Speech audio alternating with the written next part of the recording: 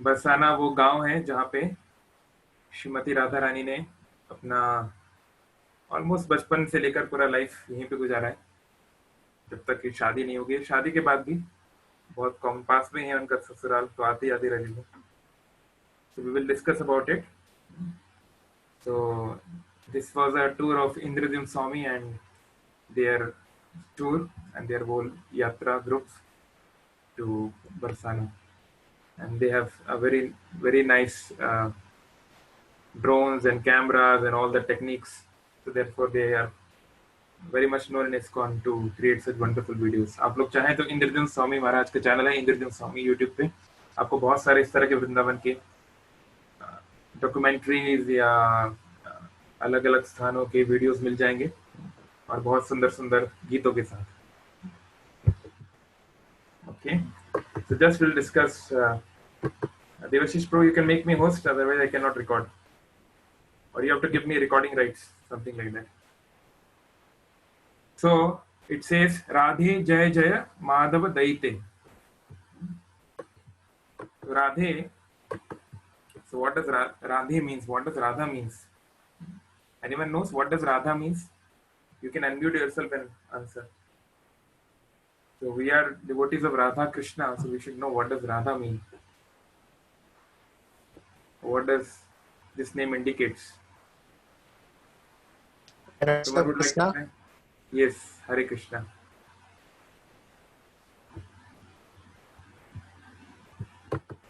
Yes, you can answer.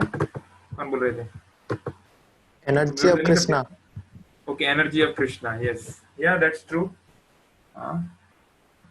Paras Shaktir Vividev Sruyate. We'll talk about that. So Radharani is energy of Krishna. So in Hindi we have a word Aradhana. So it means worship. So Radharani is one who is the best worshipper, who is the best devotee of Krishna. Radharani is the best. Like you can imagine, there are so many devotees. There is no count of how many devotees are there, and she is the best devotee. So she is the crown, crest jewel of all the devotees. So this name indicates this. So Radhe Jaya Jaya Madhava Daite. Dait मतलब होता है प्रेमी.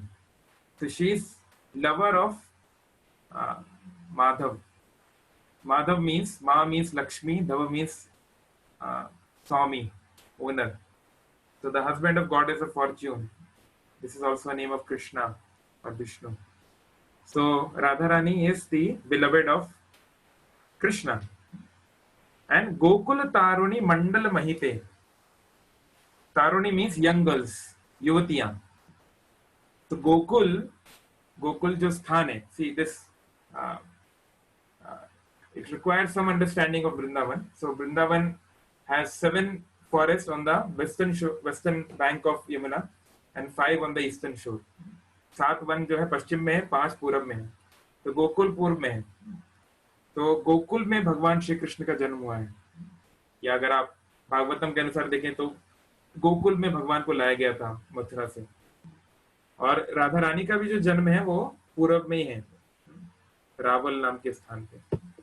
तो ये गोकुल की जो युवतियां हैं उनको भी मोहित कर देती है. मतलब राधा रानी की सुंदरता इतनी है कि युवतियां भी मोहित हो जाती हैं. उनकी गुण इतने प्रभावशाली हैं कि युवतियां भी प्रभावित हो जाती हैं. तो कोई आप सोच सकते हैं, ये गीत लिखा है रूप गोस्वामी के द्वारा, हमारे परम आचार्य हैं, और अब वो एक सन्यासी हैं, गोस्वामी हैं. एक गोस्वामी एक युवती के बारे में क्यों लिख रहे हैं? ये क्या ठीक है एक सन्यासी को एक युवती के बारे में लिखना? तो बोल रहे हैं ये कोई साधारण युवती नहीं है. सनक सनातन वर्णित चरिते. आप जानते हैं ब्रह्मा जी के सबसे पहले जो 4 बच्चे हुए उनको बोलते हैं चतुष्कुमार, सनक सनातन इत्यादि, ये चारों. तो ये चारों जो हैं सबसे पुरातन हैं, सबसे पहले इस सृष्टि के सबसे पहले ब्रह्मा जी के बाद जीव हैं. लेकिन इन्होंने ब्रह्मा जी से जब इन्होंने ब्रह्म ज्ञान प्राप्त किया, जब आध्यात्मिक ज्ञान प्राप्त किया, तो उन्होंने निश्चय किया कि हम ये गृहस्थी में नहीं पड़ेंगे, हम लोग सांसारिक मोह माया में नहीं पड़ेंगे. और वो लोग ब्रह्मा जी को छोड़ के चले गए। तो ब्रह्मा जी को बहुत क्रोध आया। हाँ, उसके क्रोध से फिर कुछ कुछ लोग उत्पन्न हुए, बहुत सी बातें हैं, लेकिन कहने का मतलब है कि सनक सनातन ये जो चतुष कुमार हैं, ये सबसे पुरातन है, हम सभी के ये पूर्वज हैं। लेकिन क्योंकि ये नैष्ठिक ब्रह्मचारी हैं, क्योंकि इनके मन में भी कभी आ, जो है सांसारिक काम भावना नहीं आई, इसलिए आज भी इनकी उम्र 5-6 साल के बालकों की तरह है। अगर आप देखेंगे भागवतम देखेंगे तो आप चतुष कुमारों के फोटो देखेंगे तो वो छोटे बच्चे की तरह हैं। तो वो सबसे पुराने हैं लेकिन वो बालक हैं अभी भी। और अनंत काल से अनंत देव के अनंत मुखों से वो ये हरि कथा सुनते आ रहे हैं, लेकिन अभी भी वो हरि कथा चल रही है। तो ऐसे सनत कुमार जिनके मन में कभी काम वासना नहीं आई, किसी स्त्री को उन्होंने काम वासना नहीं देखा, वो सनक सनातन इनके चरित्र की वर्णना करते हैं, मतलब उनके कीर्ति को गाते हैं। यानी राधा रानी कोई समान तरुणी या सामान्य स्त्री नहीं है, कोई लड़की नहीं है समान। अब जैसे देखिए बरसाना है या वृंदावन है, बहुत सुंदर गांव है, पर ऐसे तो दुनिया में बहुत सारे सुंदर सुंदर गांव हैं। तो इसमें क्या खासियत है? इसकी खासियत है कि ये वो जगह है जहां पे राधा रानी रही, ये वो जगह है जहां पे श्री कृष्ण रहे, इसलिए इसकी महत्वता है। तो सनक सनातन वर्णित चरिते, तो ये राधा रानी की खासियत है। तो हम लोग राधा रानी के बारे में चर्चा करेंगे, पहले मंगलाचरण कर लेते हैं। तो आप इस प्रकार के अगर और वीडियोस देखना चाहते हैं तो इंद्रद्युम्न स्वामी चैनल पे जरूर आप देख सकते हैं, बहुत ही सुंदर सुंदर वीडियोस वृंदावन के सारे, ऑलमोस्ट केवल वृंदावन के नहीं, बहुत सारे भारत के और भारत के बाहर भी, जो जैसे कि अजरबैजान में जो सन टेम्पल है, अधिकतर हिंदुओं ने देखा नहीं होगा, लेकिन वो सन टेम्पल का और ऐसे बहुत सारे जगहों का उन्होंने बहुत अच्छी डॉक्यूमेंट्रीज बना रखी है। ओम ज्ञानतिमिरान्धस्य ज्ञानाञ्जनशलाकया चक्षुरुन्मिलितं येन तस्मै श्रीगुरुवे नमः। श्रीचैतन्यमनोभीष्टं स्थापितं येन भूतले स्वयं रूपकदा मह्यं ददाति स्वपदान्तिकम्। वन्देऽहं श्रीगुरो श्रीयुतापदकमलं श्रीगुरुन् वैष्णवांश्च। श्रीरूपं साग्रजातं सहगना रघुनाथान्वितं तं सजीवं साद्वैतं सावधूतं परिजनसहितं कृष्णचैतन्यदेवं श्री राधा कृष्ण पादान सहगण ललिता श्री विशाखानितांश्च। हे कृष्ण करुणा सिंधु दीनबंधो जगतपते गोपेश गोपिका कांत राधा कांत नमस्तुते। तप्त कांचन गौरांगी राधे वृंदावनेश्वरी वृषभानुसुते देवी प्रणमामि हरिप्रिये। नमो महावदन्याय कृष्ण प्रेम प्रदायते कृष्णाय कृष्ण चैतन्य नामिने गौरतुषे नमः। नीलाचल निवासाय नित्याय परमात्मने बलभद्र सुभद्राभ्यां जगन्नाथाय ते नमः। वाञ्छाकल्पतरुभ्यश्च कृपा सिन्धुभैर् च पतितानां पावनेभ्यो वैष्णवेभ्यो नमो नमः। श्री कृष्ण चैतन्य प्रभु नित्यानंद श्री अद्वैत गदाधर श्रीवासादि गौर भक्तवृंद। हरे कृष्ण कृष्ण कृष्ण हरे हरे, हरे राम राम राम हरे हरे। नमां विष्णुपादाय कृष्ण पृष्ठाय भूतले श्रीमते भक्तिचारी स्वामी नामिने स्निग्ध चेता सुप्रणेता वाग्दिनं चरषापुरतं प्रमुपार्गत प्राणनौमि भक्तिचारुपदम्। नमां विष्णुपादाय कृष्ण पृष्ठाय भूतले श्रीमते भक्तिवेदांत स्वामी नामिने नमस्ते सारस्वती देवे गौरवाणी प्रचारिणे निर्विशेष शून्यवादी पाश्चात्य देशतारिणे।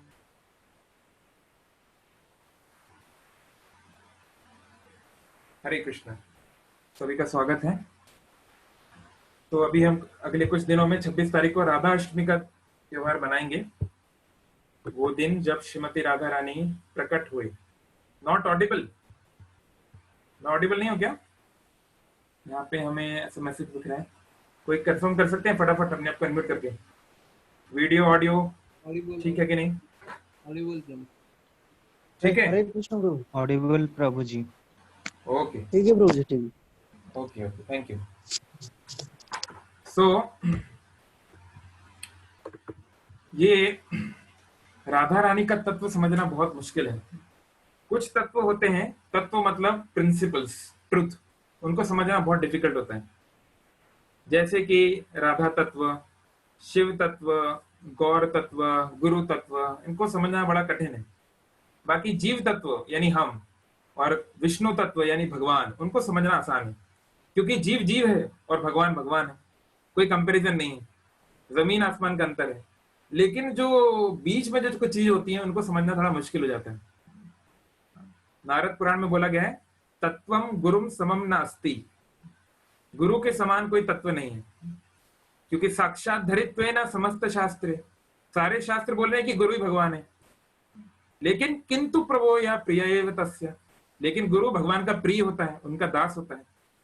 तो अब इसको कैसे समझेंगे? तो ऐसे ही गुरु तत्व समझना बड़ा कठिन हो जाता है। गुरु कोई आम व्यक्ति भी नहीं है और परम ईश्वर भी नहीं है। और ऐसे ही श्रीमती राधा रानी को समझना बहुत कठिन है, बहुत कठिन। तो ये राधा रानी के बारे में ज्यादा लोग नहीं जानते हैं, खासकर आप दक्षिण भारत में जाएंगे, लोग तो जानते ही नहीं, राधा नाम कई लोगों ने सुना ही नहीं है। उसका कारण क्या है कि श्री चैतन्य महाप्रभु प्रकट हुए इस संसार में 1486 में, अभी 534 वर्ष हो गए।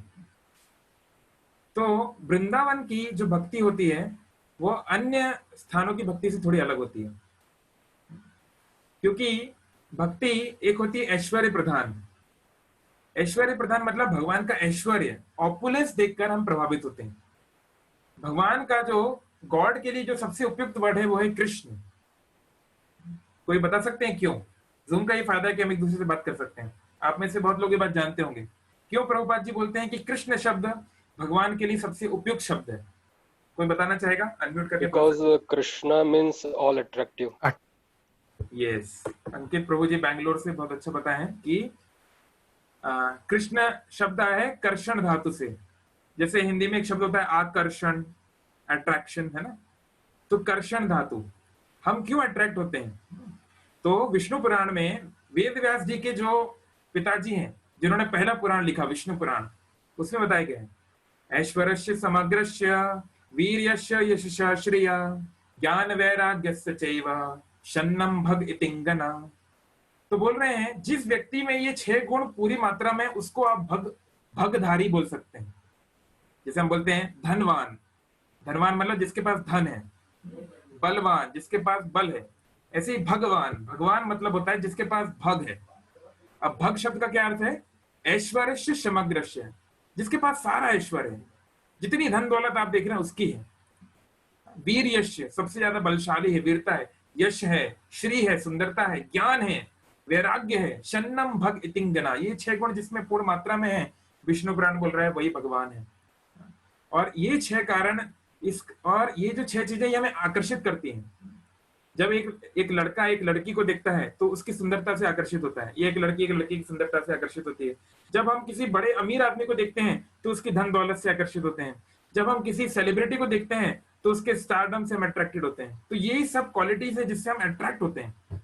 तो भगवान श्री कृष्ण में ये सारे गुण पूर्ण मात्रा में है, इसलिए कृष्ण यानी कि सर्वाकर्षित, ऑल अट्रैक्टिव, ये भगवान के लिए सबसे उपयुक्त शब्द है संस्कृत में। प्रभुपाद जी इसको बता देते हैं। तो ये तो भगवान श्री कृष्ण है। अब भगवान तो सारे जगत को आकर्षित करते हैं, और भगवान को करने के लिए कोई कार्य नहीं है। श्वेताश्वतर उपनिषद बोल रही है परास्य शक्तिर विविधेव सूयते, और आ, आ, आ, और क्या है, कोई उनको कार्य नहीं है, कोई उनका कारण नहीं, कोई उनके लिए करने के लिए कोई कार्य नहीं है। क्यों? क्योंकि स्वभाव की ज्ञान बलम क्रियाचा, उनके लिए स्वाभाविक, मतलब उनकी शक्तियों से वो काम स्वाभाविक रूप से हो रहा है।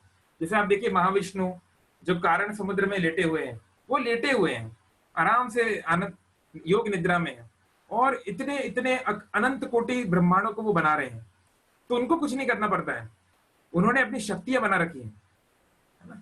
तो भगवान वो है जिसको मेहनत नहीं करनी पड़ती। अगर भगवान को भी मेहनत करनी पड़े तो फिर क्या मतलब है? भगवान की शक्तियां सब काम खुद खुद करती रहती हैं। एक ऑटो पायलट मोड लगाया हुआ है भगवान ने, एक ऑटो पायलट मोड लगा रखा है, गुण कर्म का उन्होंने बना रखा है सिद्धांत, उसके अनुसार संसार चल रहा है। जब कोई व्यक्ति भगवान को बुलाता है, जब भगवान की भक्ति करता है, तब भगवान केवल उसकी ओर ध्यान देते हैं। नहीं तो भगवान की साइकिल पूरी बनी हुई है, लोग उसके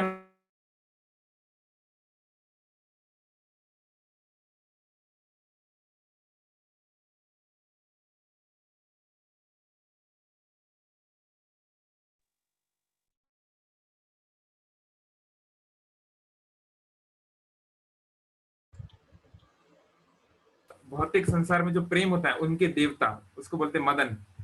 तो मदन के पास तीर होते हैं जो वो छोड़ते हैं। आप जानते होंगे कि शिव जी के ऊपर उसने ट्राई कर लिया एक बार, देवताओं के कहने पर, क्योंकि देवताओं को एक सेनापति चाहिए था। तो कार्तिकेय मतलब जो आगे चल के हुए, उनकी आवश्यकता थी। तो उसके लिए तो शिव और पार्वती का, शिव और शक्ति का मिलन होना चाहिए। पर शिव जी तो अपने ध्यान में है, हजारों साल से ध्यान चलता आ रहा है, तो कब होगा? तो इसलिए देवताओं ने बोला कि आप जो है उनके ऊपर ये प्रेम के बाण चला दो। तो चला तो दिए उसने, चला दिए कामदेव ने, पर उनको बहुत भारी पड़ गया। शिव जी जब, आपने अब जानते होंगे, तीसरी आंख शिव जी की खुली और उन्होंने उसको भस्म कर दिया। बेचारे का शरीर भी चला गया, अनंग हो गया, वो शरीर नहीं है उसका। तो मदन जो होता है, क्यूपिड, ये बहुत आसानी से हम जैसे सामान्य जीवों को प्रभावित कर देता है। बहुत आसान है, क्योंकि काम वासना बहुत ही पावरफुल होती है, बहुत पावरफुल। लेकिन ये मदन को भी जो मोह लेते हैं वो है श्री कृष्ण। कंदर्प कोटि कमनीय विशेष शोभम, ब्रह्म संहिता बोल रही है कि कंदर्प या मदन कोटि, करोड़ों करोड़ों कोटि, कंदर्प कोटि कमनीय विशेष शोभम, उनकी जो शोभा है, उनकी जो ब्यूटी है, वो करोड़ों करोड़ों कंदर्पों से भी बढ़कर है। तो ये है भगवान। लेकिन भगवान श्री कृष्ण जो मदन मोहन है, उनको भी जो मोह लेते हैं उनको बोलते हैं मदन मोहन मोहिनी। ये राधा रानी का एक नाम है। मदन मोहन को भी जो मोह ले उसको मदन मोहन मोहिनी बोलते हैं। तो क्या स्थिति होगी राधा रानी की? तो क्या बात है कि इतनी महान कोई व्यक्ति है, उनके बारे में लोग जानते क्यों नहीं है? ऐसी क्यों बात है? तो उसका कारण है कि जैसे मैंने बोला, ऐश्वर्य प्रधान। तो सामान्य तौर पे व्यक्ति भगवान के पास जाता है उनके ऐश्वर्य से प्रभावित होकर। लोग आज भी भगवान की विराट पुरुष की बात करते हैं, सुदर्शन चक्र की बात करते हैं, लेकिन ब्रज में जो भक्ति होती है वो ऐश्वर्य प्रधान नहीं होती, वो प्रेम प्रधान भक्ति होती है, रागानुगा भक्ति होती है। यानी ब्रजवासी, ऐसा नहीं कि ब्रजवासी जानते नहीं कि कृष्ण भगवान है, ऐसा नहीं कि वो जानते नहीं है, वो जानते हैं। पूरी भागवतम का जो सबसे महत्वपूर्ण अंश है गोपी गीत, उसमें क्या बोल रहे हैं गोपियां? तब कथामृतम तप्त जीवनम कभिवीर ईदितम कल्पनाशहम। मतलब आपकी कथा जो है अमृत के समान है और लोगों का कल्मश नाश कर देती है। तो गोपियां जानती हैं कि ये कृष्ण कौन है, लेकिन उनका प्रेम जो है वो ऐश्वर्य को ढक देता है। हमारे गुरु महाराज एग्जाम्पल देते हैं, सपोज कोई राजा है, तो राजा के सामने सारी प्रजा झुकती है, सारा राज्य झुकता है उसके ऐश्वर्य से प्रभावित होकर। राजा है भाई, राजा। लेकिन जब राजा घर पे आता है तो अपनी माता के सामने, तो माता थोड़ी ना बोलती आइए राजन बैठिए और क्या सेवा करूं आपकी, ऐसे थोड़ी ना बोलती। वो तो उसको पुत्री समझती है। जो कल लड़का था, जो फिर राजकुमार बना और आज जो राजा बना है, वो राजमाता के लिए वो अपना पुत्र है। वो आज भी इसको डांटेगी, वो आज भी इसको करेक्ट करेगी, हालांकि वो जानती है कि वो राजा है, फिर भी उसका एटीट्यूड है even if you are the king so what. So this is the attitude of Brajwasi, that even if you are God so what, you are our dear. आप हमारे प्रेमी हो या प्रेमी हमारे दोस्त हो या हमारे बालक हो, जो भी है। तो इस प्रकार से वृंदावन वासियों की ये भावना है। तो इसको बोलते हैं प्रेम भक्ति या रागानुगा भक्ति, राग प्रधान भक्ति। तो चैतन्य महाप्रभु के आने के पहले ये संसार में ब्रज को छोड़ के, वृंदावन को छोड़ के एक भी राधा कृष्ण का मंदिर नहीं था। अब आप सोचिए, इमेजिन करिए, एक भी राधा कृष्ण मंदिर वृंदावन के बाहर नहीं था, ब्रज के बाहर नहीं था। तो क्योंकि ये वृंदावन के भाव को समझने में और उसमें भी गोपियों की भक्ति को समझना और उसके ऊपर राधा रानी की भक्ति को समझना, ये विधि मार्ग से पॉसिबल नहीं है। विधि मार्ग मतलब होता है विधि, प्रोसीजर, जो वेदों में जो बताया गया है कि आप ऐसे ऐसे भगवान विष्णु की भक्ति करिए और उससे आपको वैकुंठ की प्राप्ति होगी। तो इससे वृंदावन में वास नहीं हो सकता, ये पॉसिबल नहीं है।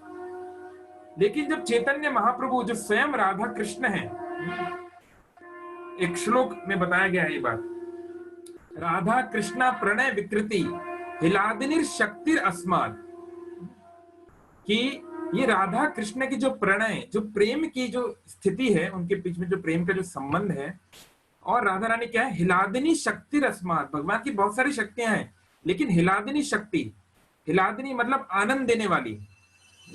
जैसे हम लोग रोज गीत गाते हैं ना, नमस्ते नृसिंहाय प्रहलाद लाद दाइने हिलाद प्रहलाद हिलाद दाइने। प्रहलाद को आनंद देने वाले भगवान नरसिंह देव को मेरा नमस्कार है। हम लोग रोज गाते हैं ना नरसिंह आरती। तो ऐसे हिलादनी शक्ति भगवान को जो आनंद देती है, जो भगवान को भगवान की तरह नहीं, एक एक व्यक्ति के रूप में, एक प्रेमी के रूप में जो सेवा करती है, जो उनको उनके साथ उनका व्यवहार होता है, वो है श्रीमती राधा रानी। इसलिए इनका इतना ऊंचा स्तर है, बहुत ऊंचा स्तर है। राधा भाव द्वितीय सुवलितम नौमी कृष्ण स्वरूपम। और ये चीज केवल भगवान श्री कृष्ण या राधा रानी ही संसार को समझा सकते थे, जो चैतन्य महाप्रभु के रूप में और फिर उनके जो शिष्य लोगों ने इसको बताया। तो आज आप देखते हैं जो वृंदावन, आज आप बांके बिहारी जाते हैं, 100 साल पहले कोई बांके बिहारी नहीं आता था, बहुत कम लोग। वृंदावन पूरा जंगल था, पूरा जंगल। वहां पे ट्राइबल लोग रहते थे, आदिवासी लोग भी रहते थे बहुत। एक जमाना ऐसा भी था, आज से 500 साल पहले। राधा कुंड श्याम कुंड कुछ नहीं था, उसको काला कुंड और गोरा कुंड ऐसे बोलते थे वहां के लोकल लोग। सब कुछ समाप्त हो गया था, इतने हजारों साल भगवान कृष्ण को जाए हुए हो गए थे। तो चैतन्य महाप्रभु ने अपने शिष्यों को भेजा, लोकनाथ गोस्वामी, भूगर्भ गोस्वामी और फिर आगे चल के 6 गोस्वामी हो, और इन लोगों ने स्थानों को ढूंढा। जो शास्त्रों में जो बातें बताई गई हैं कि गोवर्धन की तलहटी में यहाँ पे ये लीला हुई, ऐसे करके उन्होंने ढूंढा लोकल सोर्स। और आज वृंदावन, उसके बाद भी आज से 100 साल पहले भी बहुत कम लोग वृंदावन जाते थे।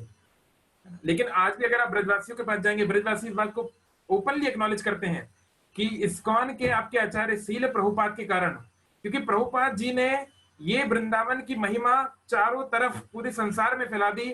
Vrindavan the land of Krishna movie बनवा दी, जिसको देख देख के लोग वृंदावन आने लगे।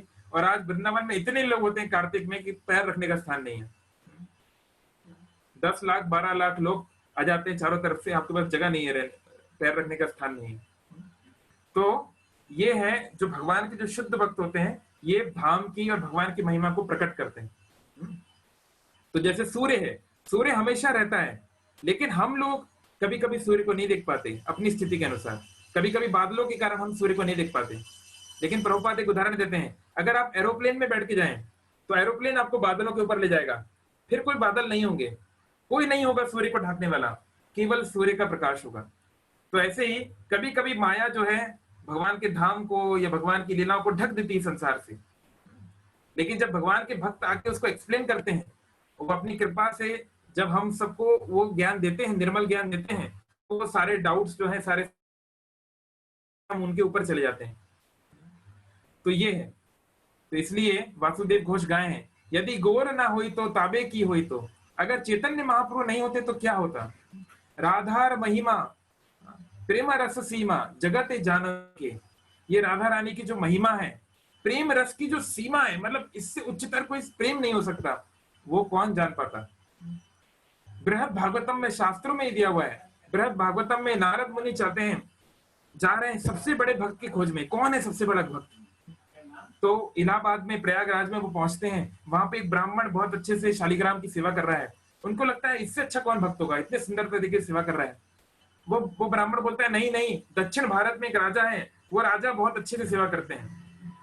आज हमारा जो चेन्नई का जो क्षेत्र है उधर तमिलनाडु में, वहां गए नारद मुनि इस राजा के पास, बहुत सुंदर तरीके से नारद जो राजा है भगवान की सेवा कर रहे थे। पर राजा ने बोला लेकिन मैं तो कुछ खास अच्छा भक्त नहीं हूँ, मैंने सुना है इंद्रदेव बहुत बड़े भक्त हैं, क्योंकि इंद्रदेव अपने छोटे भाई उपेंद्र यानी कि वामन देव की सेवा करते हैं। तो नारद मुनि स्वर्ग लोग चले गए, वहां देखा कि इंद्रदेव बहुत अच्छे से भक्ति कर रहे हैं।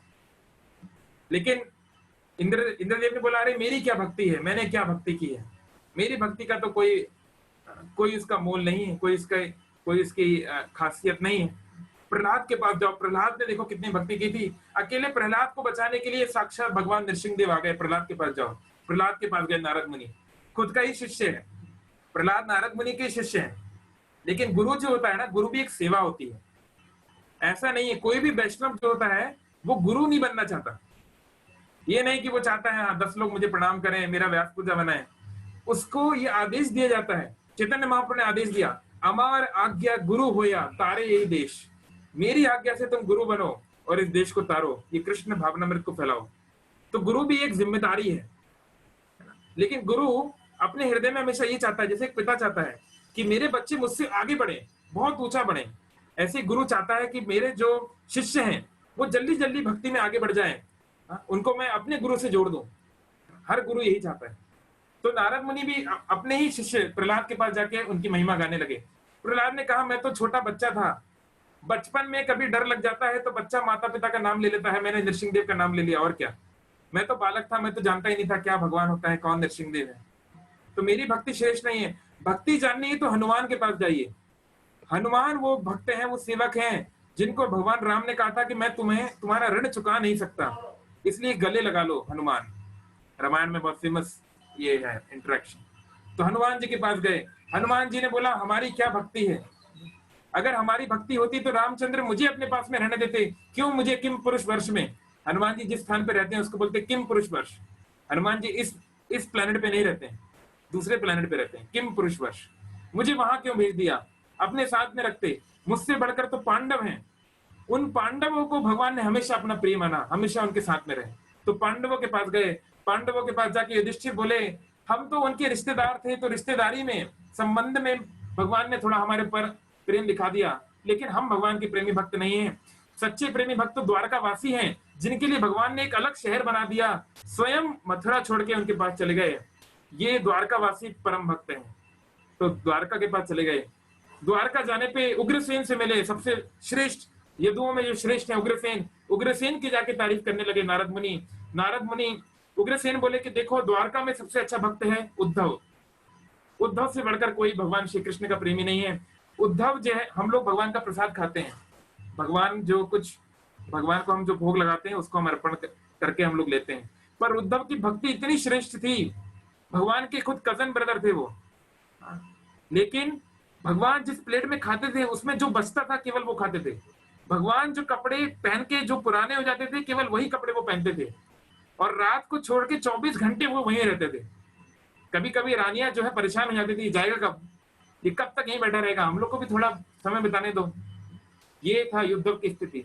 लेकिन उद्धव बोल रहे हैं कि जब तक जो व्यक्ति वृंदावन नहीं गया है, भागवतम में एक श्लोक भी है, मेरी केवल यही आशा है कि मैं वृंदावन में एक घास बन जाऊं, घास की धूली बन जाऊं, ताकि वहां के ब्रजवासी जो हैं उनके चरण कमलों में मुझे स्थान मिल जाए।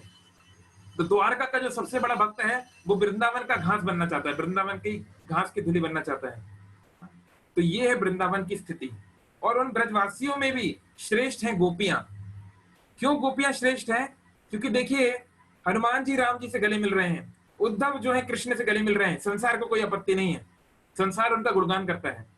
लेकिन गोपियां युवतियां हैं, रात को अपने पति को छोड़ के, अपने बच्चों को छोड़ के, समाज को छोड़ के, क्योंकि देखिए कई लोग हमें से संन्यास ले लेते हैं, दुनिया को छोड़ देते हैं, तो धन संपदा छोड़ना, ये सब छोड़ना इतना मुश्किल नहीं है, लेकिन खुद का मान सम्मान छोड़ देना, लोग समाज में आपको धिक्कार करें, आपकी कोई औकात ना रहे समाज में, ये बिल्कुल सम्मान शून्य हो जाना, ये तो बहुत ही कठिन है, ये ऑलमोस्ट नेक्स्ट टू इम्पॉसिबल है।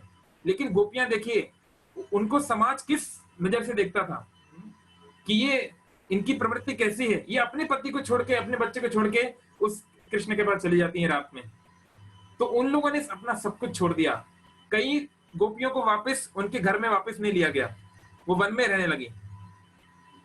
तो गोपियों ने अपना सब कुछ दिया है, इसलिए गोपियों की भक्ति श्रेष्ठ है कि उन्होंने कुछ भी नहीं छोड़ा। दुनिया भले ही हमको कुछ भी बोले, लेकिन हम केवल और केवल कृष्ण जो चाहते हैं हम वो करना चाहते हैं। इसलिए भगवान श्री कृष्ण में रोते रोते बोलते हैं कि गोपियों ने जो मुझे दिया है उसको मैं करोड़ों करोड़ों वर्ष तक भी, करोड़ों करोड़ों जन्मों तक भी मैं उसको लौटा नहीं सकता। और उन गोपियों में श्रेष्ठ है राधा रानी। तो हमें ये समझना पड़ेगा कि राधा रानी कोई सामान्य स्त्री नहीं है, कोई सामान्य लड़की नहीं है। राधा रानी का शरीर हमारी तरह हाड़ मांस से नहीं बना है, ये हड्डियों से नहीं बना है। ना ही श्री कृष्ण का जो शरीर है वो हाड़ मांस और इससे बना है। ना कोई शरीर, श्री कृष्ण कोई जरा नाम का कोई शिकारी था, उसने मार दिया इसलिए कृष्ण मर गए। जो कहाँ के तमाम नॉनसेंस जो चीजें चलती रहती हैं यूट्यूब पे या अलग अलग सीरियलों में। शास्त्र पढ़िए, भगवान कौन है? ईश्वर परम कृष्ण सच्चिदानंद विग्रह। भगवान का शरीर और आत्मा में कोई अंतर नहीं है। उनका शरीर जो है वो आत्मीय है, वो सच्चिदानंद का बना हुआ है। उसको कोई भी, जैसे हम बोलते हैं ना, नैनम छिंदंती शस्त्राणी, आत्मा को कोई काट नहीं सकता, कोई जला नहीं सकता, कोई गला नहीं सकता, कोई सुखा नहीं सकता। ऐसे ही भगवान श्री कृष्ण की कोई शरीर को छू भी नहीं सकता कोई भौतिक चीजों से। तो ये जो गोपियां हैं जब ये रासलीला करने आती थी तो मेंशन है शास्त्रों में कि उनका शरीर वहीं रहता था उनके स्थान पे, लेकिन उनकी आत्मा आती थी रासलीला करने। और जो राधा रानी है या जो भगवान की जो अंतरंगा शक्ति है वो तो उनका तो शरीर ही आत्मीय है, उनका तो भौतिक शरीर है ही नहीं। तो इसलिए पहले तो हमें समझना पड़ेगा कि राधा कृष्ण है कौन। ये वही राधा कृष्ण है जो लक्ष्मी नारायण के रूप में सेवे जाते हैं, जो सीताराम के रूप में जिनकी सेवा होती है। तो अगर हम राधा कृष्ण को सामान्य दृष्टि से देखेंगे तो हम कभी उनको समझ नहीं पाएंगे। इसलिए राधा कृष्ण की जो लीलाएं हैं, जो रासलीला है, वो इतनी गुही है। इसलिए प्रभुपाद जी ने हमें बार बार कोशिश किया है कि रासलीला को सामान्य भक्त लोग ना पढ़ें। रासलीला वही व्यक्ति पढ़ सकता है जो उसकी स्थिति शारीरिक स्तर से ऊपर आ गई है। यानी वो व्यक्ति अगर पुरुष है तो स्त्री को देखकर वो आकर्षित नहीं होता, और वो व्यक्ति अगर स्त्री है तो वो पुरुष को देख के आकर्षित नहीं होती। ऐसा व्यक्ति जिसको अगर 10 दिन खाना ना मिले तो उसे कोई दिक्कत ना हो, बिना खाना पीने के रह सके, निद्रा आहार विहार कादि विजितो, जो आहार पे विजय पाले, जो निद्रा पे विजय पाले, ऐसे व्यक्ति को ही केवल रासलीला के गहन अध्ययन करना चाहिए, नहीं तो व्यक्ति को नहीं करना चाहिए। तो इसलिए सावधानी, बार बार इन्हें यूट्यूब पे जाके टाइप कर लिया रासलीला तो उससे कुछ समझ में नहीं आने वाला है, क्योंकि जिसने बोला है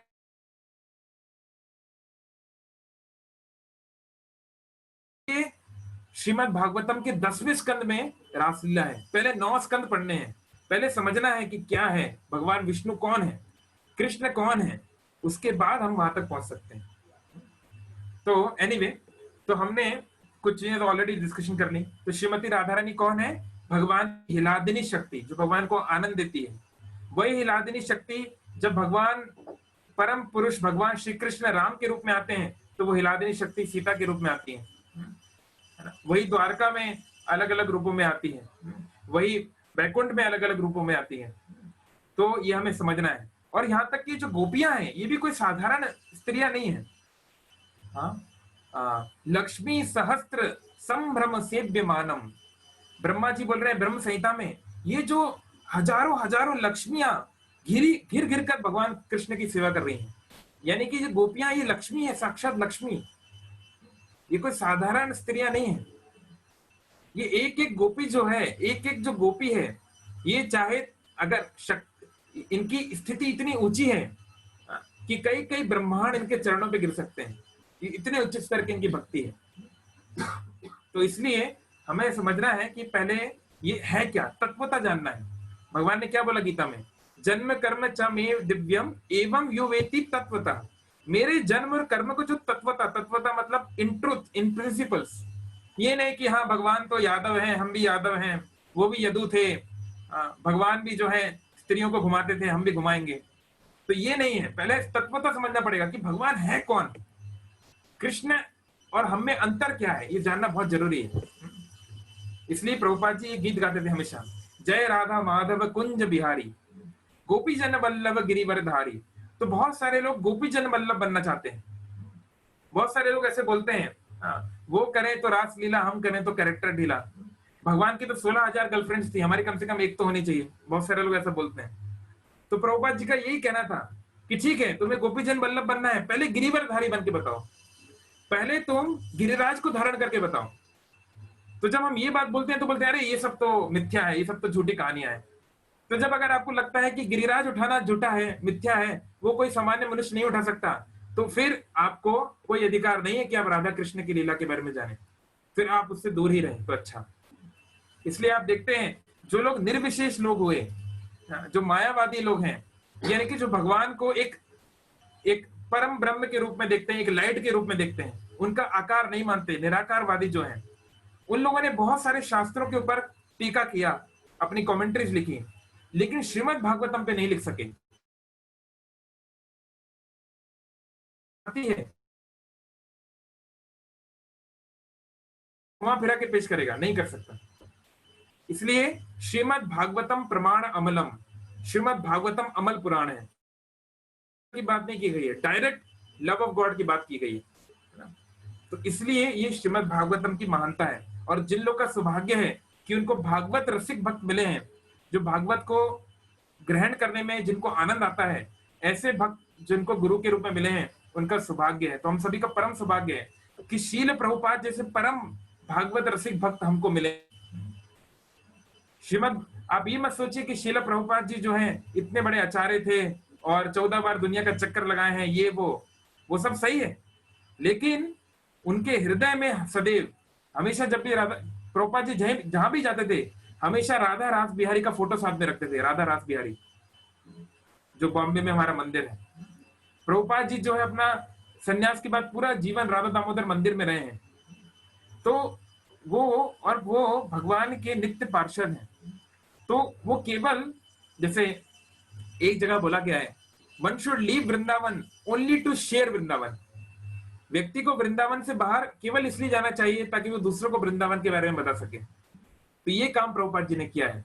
वो तो अच्छा खासा वृंदावन में रह रहे थे, वो तो जीवन भर रह सकते थे, लेकिन गुरु का आदेश है, दुनिया के प्रति करुणा है कि दुनिया के लोग अगर इस बात को नहीं जानेंगे, अगर हम और आज आप लोग नहीं जानते राधा कृष्ण को, तो हमारा जीवन भी सामान्य लोग की तरह कष्टों से भरा होता। अभी भी कुछ कष्ट है क्योंकि हम लोग भक्ति अच्छे से नहीं कर पा रहे हैं, लेकिन फिर भी काफी कम है बाकी लोगों के मुकाबले।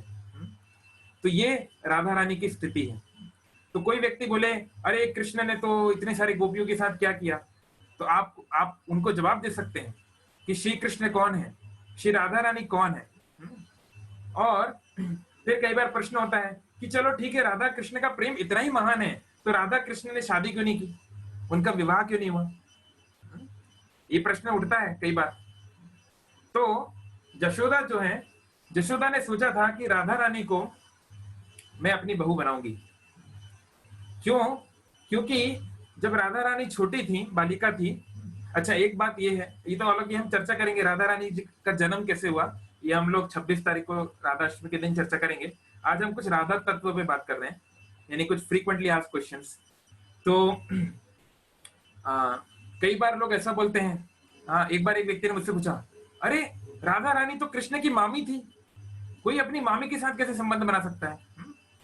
बहुत सारे लोग और एक तो हमारी बहुत दुर्गति, हिंदुओं की दुर्गति का कारण क्या है कि तथाकथित हिंदू या सनातन धर्मी लोग ही हिंदुओं का बैंड बजा देते हैं। बहुत सारे ऐसे लोग हैं, अमीश त्रिपाठी और पता नहीं कौन कौन, जो बहुत सारी किताबें लिख रहे हैं, नॉवेल्स लिख रहे हैं, जिसमें जो है मॉडर्न आइडियाज जो हैं, जैसे कि फेमिनिज्म है या सो कॉल्ड लिबरेशन है, ये सब चीजें जो हैं उसको डाला जा रहा है।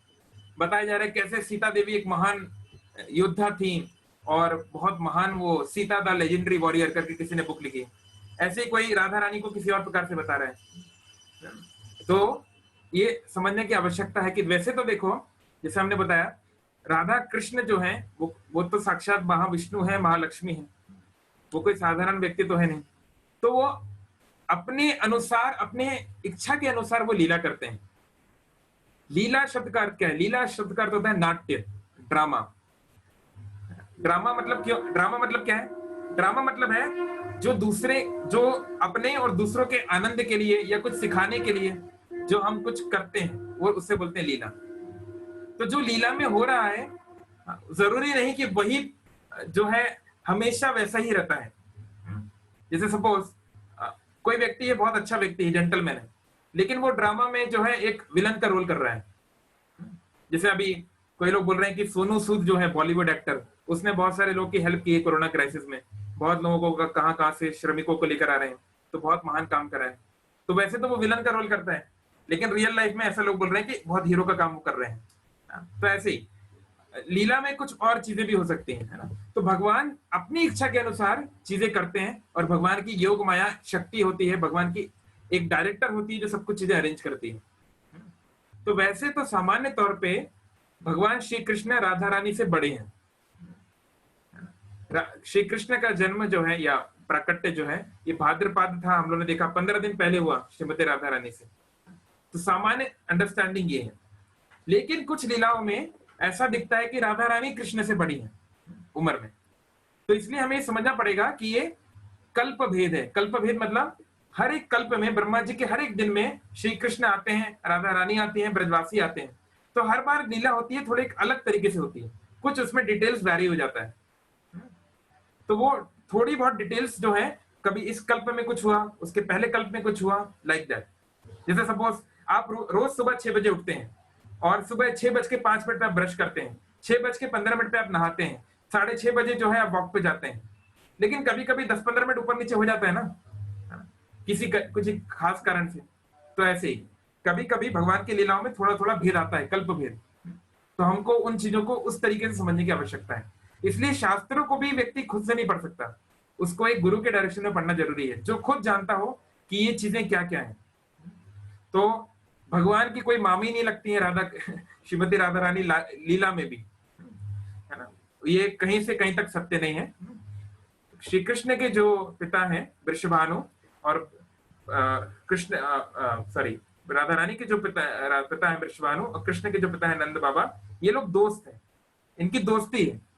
यहाँ तक कि जब नंद बाबा जो है अपने युवा काल में अलग अलग स्थानों पे वो यात्रा कर रहे थे, तो जब वो पहुंचे एक स्थान पे, एक बड़े गोप के यहाँ, तो उनकी सुंदर एक बिटिया थी जिसका नाम था कीर्तिदा। तो कीर्तिदा इतनी सुंदर है कि उनका नाम ही बोला जाता है कीर्तिदा सुंदरी। बहुत ही सुंदर, बहुत ही सुशील, बहुत ही गुणकारी ये गोपी थी। तो वो कीर्तिदा के पिता चाहते थे कि नंद महाराज इनसे विवाह करें, लेकिन नंद महाराज चाहते थे कि मेरा जो मित्र है वृषभानु, उनके लिए ये वर अच्छा रहेगा। तो देखिए एकदम उल्टी कॉन्शियसनेस है। इस संसार में दो अगर मित्र होते हैं, लेकिन उनके बीच में अगर कोई सुंदर स्त्री आ जाए तो आपस में वो लड़ने लगते हैं, नहीं, लव ट्रायंगल हो जाता है। लेकिन वृंदावन में उल्टा उल्टा मैकेनिज्म है। तो नंद महाराज ने अरेंज किया कि कीर्तिदा की शादी वृषभानु से हो। तो वृषभानु और नंद महाराज दोस्त हैं, उनका कोई ऐसा ब्लड रिलेशन नहीं है, उनकी परंपरा भी अलग अलग है। तो ये कहना बिल्कुल बेवकूफी है कि कृष्ण जो है अपनी मामी के साथ उन्होंने संबंध बना लिया। बहुत सारे लोग बहुत सारे वाहियात स्क्रिप्ट जो है नॉवेल्स लिख रहे हैं, उसमें बहुत सारी फालतू की चीजें लिख रहे हैं। और कुछ लोग जो है वो बोलते हैं कि आप लोग जो है श्रीमद् भागवतम से रेफरेंस लेते हैं, लेकिन ये तो जो है भगवान का गुणगान करती है, बल्कि सत्य कुछ और है। जैसे कई लोग ऐसे बोलते हैं सीता तो जो थी, सीता तो रावण की बेटी थी, वो अपनी बेटी को राम जो है उनको चुरा के ले गए थे, अपनी बेटी को वापस लेकर आए। तो हम पूछते हैं इसका रेफरेंस क्या है, कहां से आपको ये पता चला? तो बोल रहे हैं नहीं, ये वो नॉवेल जो आई है उसमें ये बताया गया है, उसमें बहुत रिसर्च करके बताया गया है। तो रिसर्च कहां से हुई है, क्या बेसिस है इसका? तो हमें समझना पड़ेगा। आप कैसे जानते हो कि सीता नाम की कोई व्यक्ति है, राम नाम का कोई व्यक्ति है? क्योंकि रामायण में लिखा है। तो रामायण के अलावा आप कोई कुछ बोल नहीं सकता कि कौन सीता कैसी थी, राम कैसे थे। केवल रामायण ही प्रमाण है। ऐसे ही कृष्ण क्या है, राधा क्या है, उनके बीच में संबंध क्या है, ये केवल वैदिक शास्त्र ही प्रमाण है, भागवतम इत्यादि। उसमें कोई अपने मन से ये नहीं सोच सकता शायद राधा रानी ऐसी होंगी, शायद उनकी बेचारी की शादी करा दी गई ऐसे ऐसे। ये इस प्रकार का ये जो लोग कर रहे हैं ये बड़ा अपराध है। तो इस प्रकार का कोई आपसे क्वेश्चन पूछे तो आप उसको बता सकते हैं कि जो भी बातें हैं वैदिक स्क्रिप्चर्स की, उनको वैदिक स्क्रिप्चर्स के द्वारा ही चर्चा किया जा सकता है, किसी और आधार पे नहीं किया जा सकता। तो और जो खासकर लोग इस तरह का पूछते हैं कि हाँ राधा रानी और कृष्ण का विवाह क्यों नहीं हुआ, तो मैं ये बोल रहा था कि जब राधा रानी छोटी थी, बालिका थी, तो एक बार दुर्वासा मुनि वहां पर आए। तो दुर्वासा जो मुनि है, दुर्व घास खाने वाले, हाँ, वो शिव जी का ही एक रूप है। और दुर्वासा मुनि जाने जाते हैं दो काम के लिए। दुर्वासा जी बहुत जल्दी प्रसन्न हो जाते हैं, तो प्रसन्न हो गए तो आपको बहुत कुछ दे देते हैं, लेकिन बहुत जल्दी गुस्सा भी हो जाते हैं। और अगर वो गुस्सा हो गए तो बहुत जो है जल्दी जल्दी वो श्राप देते हैं। एक बार अम्बरीश को उन्होंने श्राप दिया था, लेकिन उनको बहुत भारी पड़ गया था। वो भगवान के परम भक्त थे अम्बरीश महाराज। जो अपराध भरत कर करई, राम रोष पावक सो जरई, लोक वेद विदित इतिहासा, यह महिमा जाने ही दुर्वासा। रामचरितमानस में ये सेक्शन आता है कि लोक वेद विदित इतिहासा, लोक में और वेद में, यानी लोक कथाओं में और वैदिक कथाओं में भी ये इतिहास वर्णित है। और यह महिमा जाने ही दुर्वासा, दुर्वासा इसकी महिमा जानते हैं कि भरत जैसे भक्त के चरणों पे अपराध नहीं करना चाहिए, बहुत भारी पड़ जाता है। तो एनीवे दुर्वासा मुनि आए हुए थे, हाँ, और राधा रानी छोटी सी, तो जब पता चला सबको कि दुर्वासा आ रहे हैं, सब लोग भाग गए, अपने अपने घरों में चले गए कि कहीं ये क्रोधित होकर कुछ जो है शराब वराब ना दे दें। तो राधा रानी तो छोटी सी बालिका थी, रही होंगी 4-5 3-4 साल की रही होंगी। तो राधा रानी ने बोला बाबा आए हैं बाबा, तो बाबा बैठो बैठो। तो जैसे बच्चे लोग करते हैं, उन्होंने मिट्टी के कुछ बर्तन बनाए, मिट्टी के बर्तन बनाए, और मिट्टी के बर्तन में मिट्टी के कुछ पकवान बनाए, मिट्टी की सब्जी, मिट्टी का राइस और मिट्टी के लड्डू इत्यादि सब बनाए उन्होंने। तो मिट्टी के ये सब व्यंजन बना के वो बोले लगी बाबा लीजिए, बाबा लीजिए। अब ये दुर्वासा जो है छोटी बच्ची है, उस पर गुस्सा नहीं हुए, क्योंकि छोटे बच्चों को ये एडवांटेज हो जाता है, वो कुछ भी कर सकते हैं, उन पे लोग गुस्सा नहीं होते। तो दुर्वासा ने बोला नहीं लाली, नहीं चाहिए, नहीं चाहिए, कोई बात नहीं, नहीं चाहिए। तो बोले नहीं बाबा थोड़ा सा लो, थोड़ा सा लो, और जबरदस्ती राधा रानी ने वो उनके मुंह में डाल दिया। तो दुर्वासा ये सोचे कि मिट्टी खिला रही है बच्ची, पर क्या करे, छोटी बच्ची है, अब इसको तो कुछ बोल नहीं सकते। लेकिन जब मिट्टी उनको टच की उनकी जुबान पे, तो इतना सुंदर उसका स्वाद था उस मिट्टी का। वो जो उन्होंने कहा कि ऐसा पकवान तो तीनों त्रिभुवन में किसी ने नहीं बनाया होगा, उसके टेस्ट की कोई सीमा नहीं थी। तो दुर्वासा समझ गया कि ये कोई साधारण बालिका नहीं है। तो दुर्वासा ने बहुत प्रसन्न हो गए, उसके सारे मिट्टी के जो भी पकवान थे सारे खा लिए, और बोले कि मैं तुम्हें ये आशीर्वाद दे रहा हूं कि तुम्हारे हाथ का बना हुआ जो भी खाएगा उसका लंबा जीवन रहेगा और वो कभी बीमार नहीं होगा। तो ये राधा रानी को वर मिला। तो ये बात सारे ब्रज में फैल गई, सारे वृंदावन में फैल गई कि राधा रानी को ये जो वृषभानु की लाली है, इसको ऐसा वर मिला है दुर्वासा मुनि से। तो ये बात यशोदा को पता चली। तो यशोदा चाहती थी कि मेरे बच्चे कृष्ण, नेचुरली हर माँ ये चाहेगी कि मेरा बेटा जो है वो लंबा जिए और उसको बीमारी ना पड़े। तो वो चाहती थी कि राधा रानी कृष्ण के लिए भोजन बनाए। तो इसलिए हर रोज सुबह राधा रानी आती थी अपने गांव से, या तक कि शादी के बाद भी जा, और उनको वो बुलाती थी अपने कृष्ण के लिए भोजन बनाने के लिए। तो यशोदा का ये इच्छा थी कि कृष्ण की शादी हो जाए राधा रानी से, राधा मेरी बहू बन जाए। लेकिन वृंदावन में जो पूर्णमासी हैं, पूर्णमासी जो कि सांदीपनी मुनि की माँ है, या नंदीमुखी और मधुमंगल की दादी हैं, जो कि योग माया है, मतलब जो सब कुछ डायरेक्ट करती हैं, उन्होंने उसको रोका कि नहीं नहीं नहीं, ये शादी नहीं होनी चाहिए। तो वो क्यों रोका? क्योंकि देखिए भगवान कृष्ण से 5 तरीके से संबंध बनाए जा सकते हैं: शांत रस, दास्य रस, साक्ष्य रस, वात्सल्य रस और माधुर्य रस। यानी अलग अलग प्रकार से भगवान से संबंध हो सकता है। आप भगवान के दास बन सकते हो, उनके फ्रेंड बन सकते हो, उनके पेरेंट्स बन सकते हो, उनके प्रेमी बन सकते हो। तो ये जो माधुर्य भाव है, माधुर्य रस है, ये 2 प्रकार का होता है। एक होता है स्वकीय, एक होता है पराकीय। स्वकीय मतलब होता है जो कि समाज के द्वारा जिस संबंध को प्रमाणिकता मिली हुई है, जिसको माना गया है समाज के द्वारा। पति पत्नी का जो संबंध है, तो पति पत्नी चाहे तो वो आपस में बात करें, घुले मिले जो करें, समाज उसको बुरा नहीं मानेगा, क्योंकि समाज के द्वारा वो प्रमाणिक है। जैसे कि सीताराम, लक्ष्मी नारायण, ये होता है स्वकीय। पर स्वकीय रस में क्या होता है, अपनी एक मर्यादा होती है, जैसे एक फॉर्मेलिटी होती है उसमें।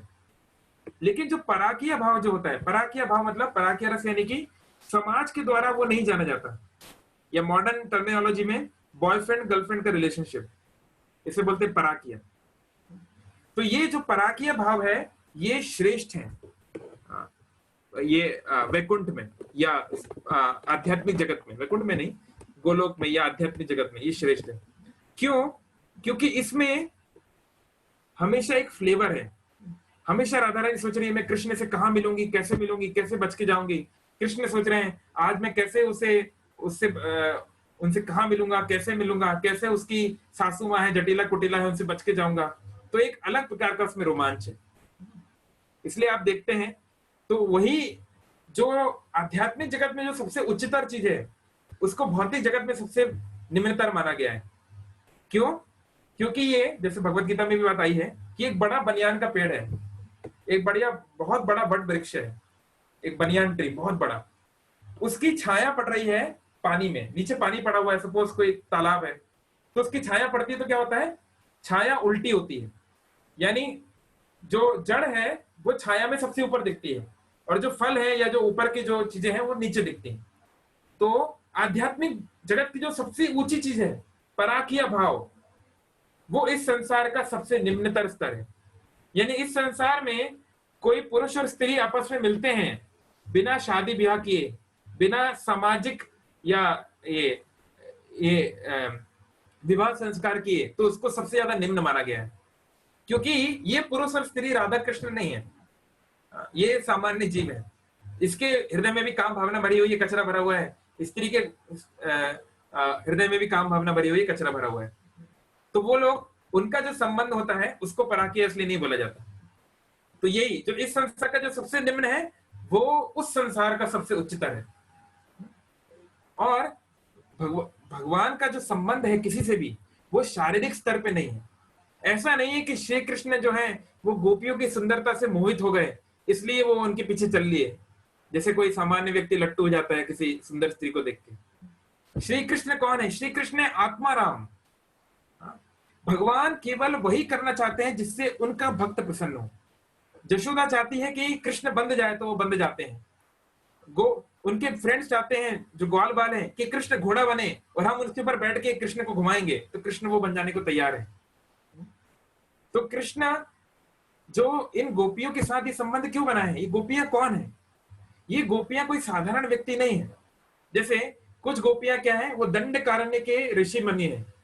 यानी जब भगवान राम अवतार में आए और वनवास में सीता और लक्ष्मण के साथ दंडकारण्य के जंगल में गए, तो कुछ ऋषियों ने भगवान राम का दिव्य स्वरूप देखा, तो देखते रह गए। उन्होंने कहा भगवान हम भी चाहते हैं कि सीता की तरह हमें भी आप ऐश्वर्य भाव में प्राप्त हो। तो वो पुरुष हैं पर वो भगवान को प्रेमी के रूप में पाना चाहते हैं। तो भगवान राम ने बोला कि देखो इस जन्म में तो मैं एक पत्नी व्रत ले चुका हूं, इस जन्म में ये पॉसिबल नहीं है, लेकिन अगली बार मैं जब आऊंगा तो आपको ये मौका जरूर मिलेगा। तो ये दंडकारण्य के जो ऋषि मुनि हैं, जो सो कॉल्ड पुरुष हैं, वो भी अगले जन्म में गोपियां बनते हैं। ऐसे ही बहुत सारे वैदिक शास्त्र हैं जो भगवान की महिमा को जान के वो भी गोपियां बनना चाहते हैं। ऐसे और भी बहुत सारे लोग हैं जो कौशल राज की जो स्त्रियां हैं वो भी भगवान की पत्नी बननी चाहते थे, लेकिन ये राम अवतार में पॉसिबल नहीं है, इसलिए नेक्स्ट अवतार में उनको मौका मिला, है ना। तो ये हमें समझना पड़ेगा कि भगवान जब भक्तों के साथ लीला विलास करते हैं तो वो केवल और केवल उनके आनंद के लिए करते हैं। भगवान आत्मा राम है, भगवान को किसी की आवश्यकता नहीं है। इसलिए जब गोपियों को भी ये थोड़ा सा लीला है, ये दिखाने के लिए, हमको सिखाने के लिए है कि गोपियों को थोड़ा अहंकार आ गया कि कृष्ण देखिए हमारी सुंदरता से प्रभावित हो जाते हैं, इसलिए रात में हम सबके साथ नाच रहे हैं। तो कृष्ण तुरंत वहां से गायब हो गए, तुरंत अपने आप को वहां से अंतर ध्यान कर लिया। कृष्ण ने ये दिखा दिया कि गोपियां, अगर तुम ये सोच रहे हो कि तुम्हारे आकर्षण या सुंदरता के कारण मैं आया हूं, तो ये तुम बहुत गलत सोच रहे हो। मैं केवल और केवल तुम्हारी इच्छा पूर्ति के लिए यहां पे आया हूं। इसलिए वो अंतर ध्यान हो गए, छोड़ दिया गोपियों को तुरंत। इसलिए भगवान से बड़ा बैरागी भी कोई नहीं। भगवान ने वृंदावन जैसे स्थान को, अपने प्रिय माता पिता गोपियों को छोड़ के चले गए और आए भी नहीं 100 साल तक। वो रोते रह गए, कितना भी कुछ करते रह गए, पर वो आए नहीं। तो ये बताना, ये महत्वपूर्ण है हमें समझना कि भगवान है क्या चीज। तो भगवान केवल जब वही भगवान हनुमान को गले लगा रहे हैं, और वही भगवान जब जशोदा के साथ उनके गोदी में है, और वही भगवान जो है वो पूतना को मार रहे हैं, और वही भगवान जो है गोपियों के साथ डांस कर रहे हैं। ये सब में व्यक्ति वही है, उनकी भावना वही है, केवल वो भाव अलग अलग है। कोई उनको बालक की तरह दिख रहा है, कोई मित्र की तरह, कोई दास की तरह, कोई मतलब स्वामी की तरह, और कोई प्रेमी की तरह, है ना। तो इसको उस तरह समझना चाहिए। नहीं तो ये कैसे हो सकता है कि जिस कृष्ण का नाम लेने से हजारों हजारों लोग पवित्र हो गए, कितने ही लोग सन्यासी बैरागी बन गए कृष्ण का नाम लेते लेते, और वो कृष्ण खुद व्यभिचारी है। ऐसा कैसे हो सकता है? ऐसा कैसे हो सकता है कि जिसका नाम लेने से मन की काम वासना चली जाती है, वो कृष्ण के अंदर काम वासना हो? ऐसा कैसे हो सकता है? ये कैसे पॉसिबल है? तो हमको ये समझना पड़ेगा। कृष्ण जो है कभी भी काम वासना के, कृष्ण तो छोड़ दीजिए, भगवान का कोई भी जो भक्त है, शुद्ध भक्त, उसके हृदय में काम वासना नहीं होती। उसके हृदय में ये सब नहीं है, इसलिए तो वृंदावन में एंट्री मिली है। तो हमको इसको एक सामान्य, तो वो करें तो रासलीला और हम करें तो कैरेक्टर ढीला, हाँ ये सही है, क्योंकि वो भगवान है, उनका शरीर आध्यात्मिक है, उनके हृदय में विकार नहीं है। और हम जो करते हैं वो शारीरिक आकर्षण से करते हैं, तो हमारा कैरेक्टर तो ढीला कहलाएगा ही। अगर हम दूसरे की स्त्री या दूसरे की बहू बेटी को देखकर आकर्षित होते हैं या उनके साथ हम डांस करना चाहते हैं रात को, तो उसको कैरेक्टर ढीला कहला ही जाएगा। तो इसलिए ये समझने की आवश्यकता है। तो ये बहुत महत्वपूर्ण है, इसलिए तत्वता जानना बहुत जरूरी है कि कृष्ण है क्या। तो ये जो पराकिया का जो भाव है ये बहुत महत्वपूर्ण है, क्योंकि इसमें एक अलग आनंद है। सारी गोपियां लगी हुई हैं, कब मैं कृष्ण से कब हम कृष्ण, कैसे हम राधा रानी को कृष्ण से मिलाएंगे, कहां कहां से उसको निकाल के ले जाएंगे, और जो अलग अलग जो डीलिंग्स हैं। क्योंकि देखिए राधा और कृष्ण में इतनी ज्यादा क्या जैसे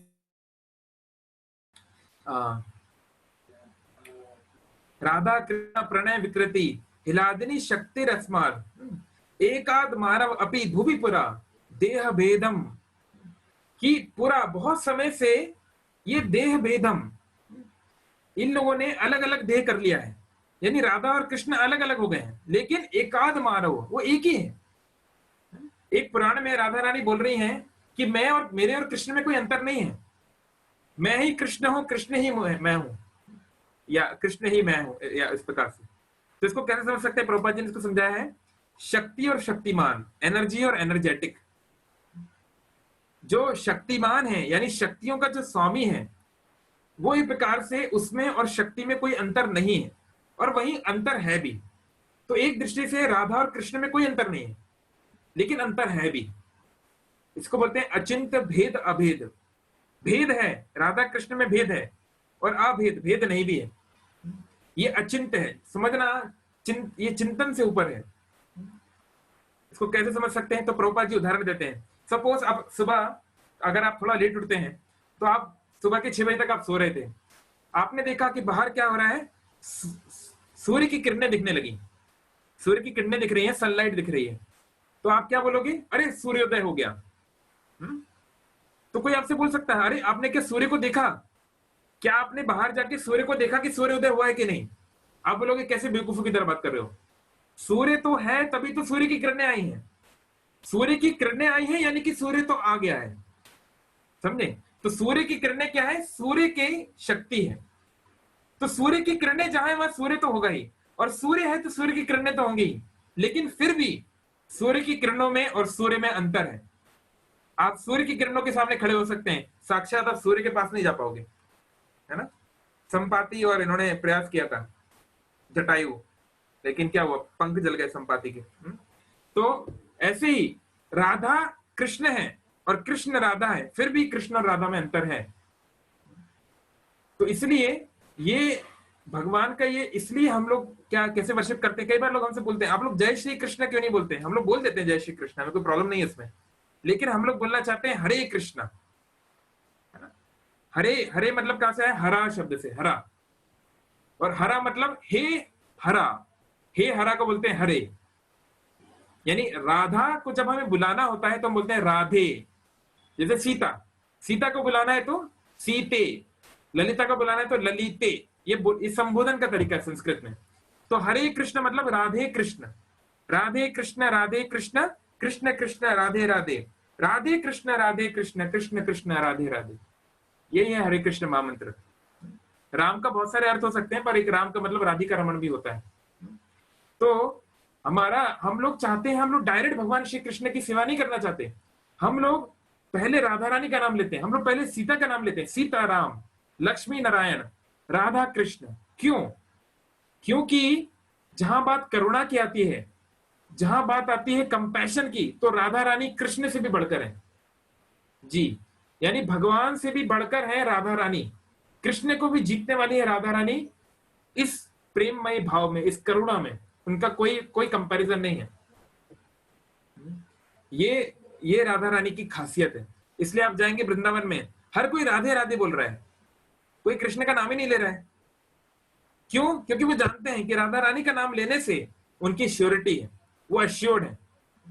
प्रभुपाद जी को उदाहरण देते हैं कि सपोज आपके घर पे कोई बहुत अमीर आदमी आया, सपोज मुकेश अंबानी आपके घर पे आए।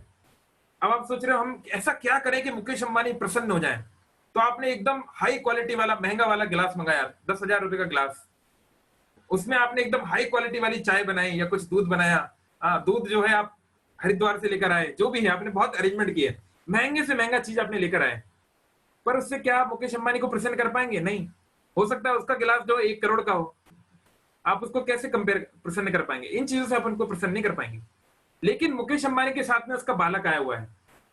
बालक तो सरल है, आपने बालक को एक चॉकलेट पकड़ा दी, 10 रुपए की चॉकलेट आपने बालक को दी, बालक खुश हो गया, उसने बोला हाँ पापा ये अंकल बहुत अच्छे हैं, इन्होंने मुझे चॉकलेट खिलाई, तो तुरंत मुकेश अंबानी खुश हो गए, वाह आपने मेरे बेटे को खुश किया। अमेरिका में एक कहावत है, you love me you love my dog, अगर आप मुझे प्रेम करते हो तो मेरे कुत्ते को प्रेम करो, यानी मेरे कुत्ते के साथ आप वो प्रेम संबंध दिखाओ, तब मैं मानूंगा कि आप मुझे प्रेम करते हो। वहां पे कुत्ता कॉन्शियसनेस बहुत ज्यादा है।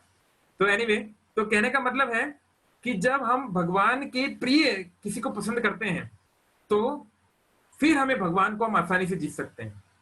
राधाष्टमी के एक लेक्चर में प्रभुपाद बोल रहे हैं कि अगर राधा रानी किसी की परवरिश या किसी की पैरवी कर दें, किसी का नाम रिकमेंड कर दें कृष्ण को, कृष्ण ये बहुत अच्छा भक्त है, इसको तुम अपने पास बुला लो, तो कृष्ण की शक्ति नहीं है कि वो राधा रानी को मना कर दें, राधा रानी को मना नहीं कर सकते कृष्ण। तो इसलिए भक्त लोग बहुत स्मार्ट हैं।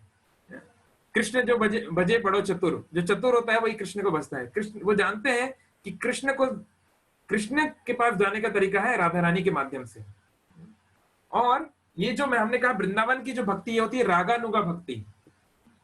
ये रागानुगा भक्ति क्या है? राग मतलब होता है प्रेम, स्पॉन्टेनियस लव, स्वतः प्रेम। जैसे एक माता होती है, एक माता जो होती है उसको बच्चे को प्रेम करना नहीं सिखाना पड़ता। अरे देखो ये तुम्हारा बच्चा है, तुम इसका ध्यान रखो, तुम इसको खिलाओ पिलाओ, कभी हमें ऐसा बताना पड़ता है? नहीं, माता तो नेचुरली करती है। लेकिन वो बच्चा अगर बीमार हो गया या वो स्कूल चला गया तो टीचर को सिखाना पड़ता है, आप इसको अपने बच्चे की तरह मानिए, इसका ध्यान रखिए, मारिए पीटे मत। क्योंकि उस टीचर का उस बच्चे के प्रति स्वतः प्रेम नहीं है, उसको प्रेम डेवलप करना पड़ेगा, यानी उसको साधना करनी पड़ेगी, उसको विधि मार्ग अपनाना पड़ेगा, उसको वो प्रेम करना सीखना पड़ेगा। लेकिन माता को स्वतः प्रेम है बच्चे से। ऐसे जिन लोगों को भगवान से स्वतः प्रेम होता है उनको बोलते हैं रागात्मिका भक्त। जो राग को आत्मिक कर लेते हैं, जिनका जीवन ही कृष्ण प्रेम है, उनको बोलते हैं रागात्मिका भक्त। तो ब्रजवासी जितने हैं, वृंदावन वासी, उनको बोलते हैं रागात्मिका भक्त। और ऐसे भक्तों का अनुसरण जब हम करते हैं, उनके पीछे पीछे चलते हैं, या उनकी जब हम लोग उनकी जब हम शरणागति लेते हैं, उनकी शरण लेते हैं, उसको बोलते हैं रागानुगा भक्ति। अनुग मतलब पीछे पीछे चलना। तो रागानुगा भक्ति यानी रागात्मिका भक्त के पीछे पीछे चलना, उसके बताए हुए मार्ग पे चलना, उसको बोलते हैं रागानुगा भक्ति। उसकी तरह भक्ति करने का प्रयास करना उनके बताए हुए मार्गदर्शन के अनुसार। तो अब बताइए, पूरे वृंदावन का सबसे अच्छा भक्त कौन है? पूरे वृंदावन का, सारे संसार का सबसे अच्छा भक्त है श्रीमती राधा रानी। बहुत सारे शास्त्र बोल रहे हैं, मैंने तो बृहद भागवतम से आपको पूरा स्टोरी भी बता दिया। तो राधा रानी की जब हम पीछे चलेंगे, उनके अनुसार जब चलेंगे, तो हम तो रागानुगा भक्ति करेंगे। और वही श्रीमती राधा रानी का भाव लेकर श्री चैतन्य महाप्रभु आए हैं। राधा भाव द्युति सुवलितम नौमी कृष्ण स्वरूपम। राधा रानी का भाव और द्युति मतलब लस्टर, कॉम्प्लेक्शन, हिंदी में क्या बोलेंगे, मतलब आभा उस तरह का शाइन। राधा भाव द्युति सुवलितम, जिनके अंदर शोभनीय है। नौमी कृष्ण स्वरूपम, उस कृष्ण के स्वरूप को मैं प्रणाम करता हूं। तो हम चैतन्य महाप्रभु के अनुसार अगर हम चलते हैं, अगर हम चैतन्य महाप्रभु की बात को मानते हैं, उन्होंने जो बोला हरे नाम केवलम, शास्त्रों की बात को चैतन्य महाप्रभु ने बोला, कुछ अलग बात नहीं बोला। जा रहे देखो तारे कहो कृष्ण उपदेश, जिसको भी तुम देखो उसको कृष्ण का उपदेश यानी गीता भागवत सुनाओ, ये महाप्रभु का वाणी है। जहां भी रहो हरे कृष्ण महामंत्र का जप करो। ये हम अगर चैतन्य महाप्रभु की पद चिन्ह पे चलते हैं तो विधि भक्ति भी रागानुगा भक्ति बन जाती है। जो चैतन्य महाप्रभु के पीछे पीछे उनके बताए हुए विधि, उनके बताए हुए मार्ग के अनुसार चलता है, विधि भक्ति करता है चैतन्य महाप्रभु की, उसको रागानुगा मार्ग प्राप्त हो जाता है स्वतः। उसको अलग से रागानुगा मार्ग प्राप्त करने की आवश्यकता नहीं है। जब रूप रघुनाथ पदे होए भी आकुति, कबे हम भुजाइते युगल प्रीति। जब रूप रघुनाथ चैतन्य महाप्रभु के जो प्रमुख शिष्य हैं षड गोस्वामी, इनके चरणों पे जब आकुति आ जाएगी, इनके बताए हुए मार्गों पे चलेंगे, तो स्वतः ही हमें युगल प्रीति, राधा कृष्ण की जो प्रीति है ये बूझने, ये समझने लगेगी, कुछ कुछ हम समझने लगेंगे धीरे धीरे। इसका कोई और शॉर्टकट नहीं है। अगर आप शॉर्टकट अपनाएंगे, बहुत सारे यूट्यूब पे आपको लेक्चर मिल जाएंगे तथा कथित सेल्फ रियलाइज्ड डिवोटीज के, रसिक भक्तों के, लेकिन हम देखेंगे उनमें से बहुत सारे लोग हैं जो अभी भी शारीरिक स्तर पर है। तो इसलिए ये जो रासलीला जो है ये बहुत कॉन्फिडेंशियल चीज है। एक बार शिल प्रभुपाद मद्रास में यानी चेन्नई में वहां के हाईकोर्ट जज के पास गए। तो हाईकोर्ट के जो जज थे और उनकी पत्नी वो प्रभुपाद जी के पास आए, बोले प्रभुपाद जी आप हमको कुछ रासलीला सुनाइए। तो प्रभुपाद जी ने उनको समझाने का प्रयास किया कि देखिए रासलीला एक बहुत उच्च स्तर की बात है, क्योंकि रासलीला में डिस्क्रिप्शन आता है कैसे राधा रानी ने कृष्ण का आलिंगन किया, कैसे कृष्ण ने राधा रानी का आलिंगन किया, कैसे गोपियां एक दूसरे के साथ थी। अगर हम ये सब सुनेंगे तो हम तो बस ये इमेजिन करेंगे, हाँ मैं कृष्ण हूँ और मेरी वो गर्लफ्रेंड राधा रानी है और हम दोनों आलिंगन कर रहे हैं। हम लोग यही इमेजिन करेंगे क्योंकि हमारे हृदय में तो कचरा भरा हुआ है, हम उससे ऊपर कुछ सोच नहीं पाएंगे। तो प्रभुपाद जी ने कहा कि नहीं नहीं, ये बहुत उच्च स्तर की बात है, हम आपको कुछ और लीला सुनाते हैं। लेकिन उन्होंने बोला नहीं नहीं नहीं प्रभुपाद जी, आप केवल हमें रासलीला ही सुनना है आपसे।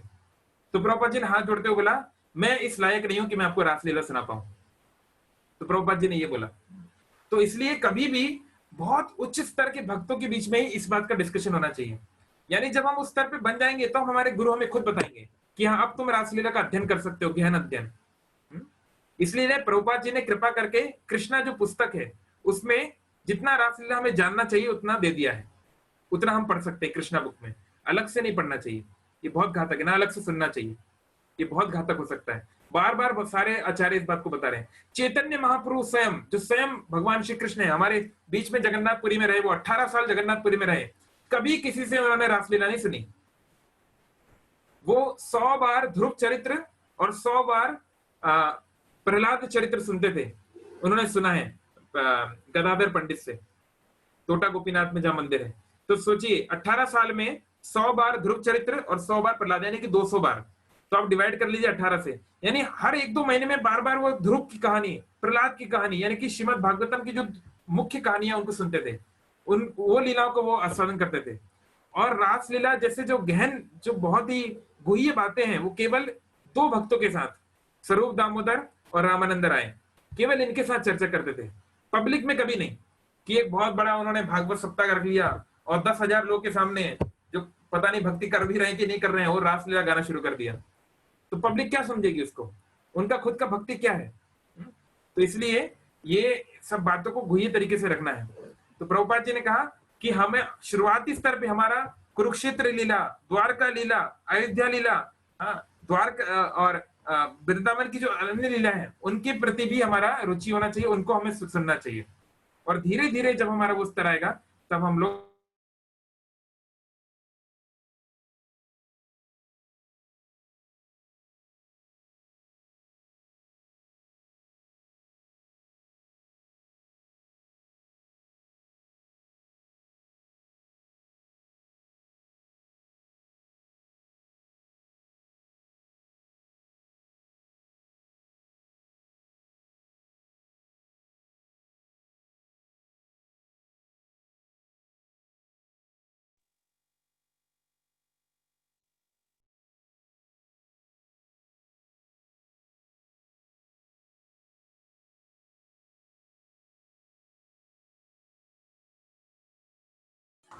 ओके हरे कृष्णा, यहाँ पे शायद कुछ प्रॉब्लम हुआ है, जस्ट अ मिनट।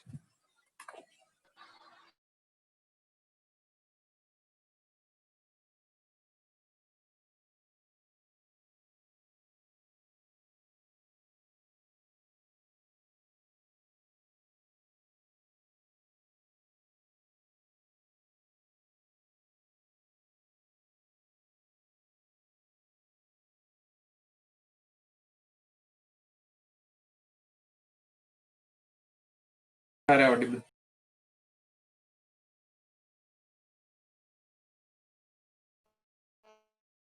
नहीं। Okay Hare Krishna, there is something, some problem. मैं यहीं से मोबाइल से ही बोलता हूँ फिर। आप अपने आप को म्यूट कर लीजिए प्लीज। आज नो। हरि बोल। Please unmute yourself, I mean mute yourself. Okay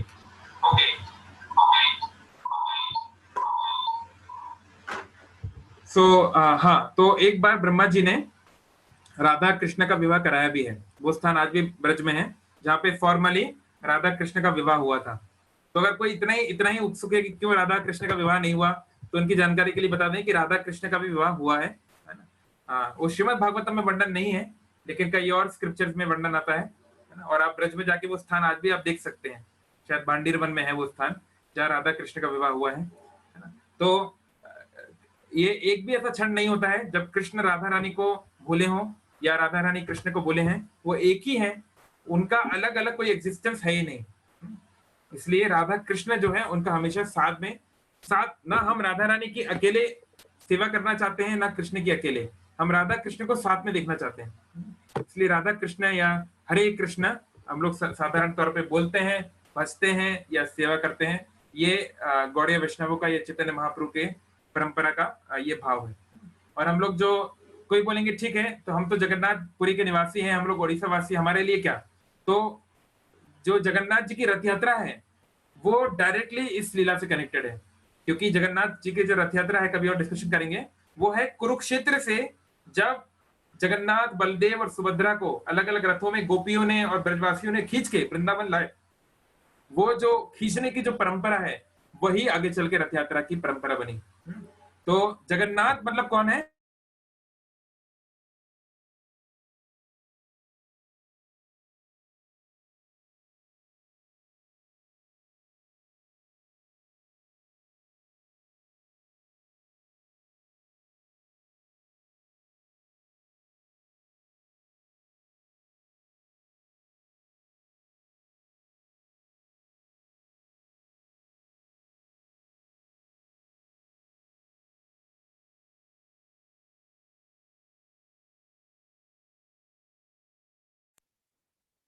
Hari बोल। जगन्नाथ अष्टकम में ये बात आती भी है कि कब मैं श्रीमती राधा रानी को गले लगाऊंगा, ये जगन्नाथ जी सोच रहे हैं, है ना। शंकराचार्य जी ने उसको काफी अच्छे से एक्सप्लेन भी किया है जगन्नाथ अष्टकम में। ओके, किसी का कोई अगर कुछ प्रश्न है या कोई टिप्पणी है तो बोल सकते हैं।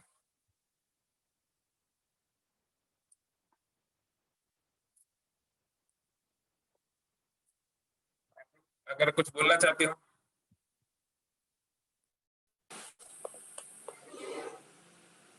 चैट बॉक्स में। शिवम प्रो ने धन्यवाद प्रणाम लिखा है, धन्यवाद प्रणाम। किसी का कोई कमेंट है या कोई क्वेश्चन है?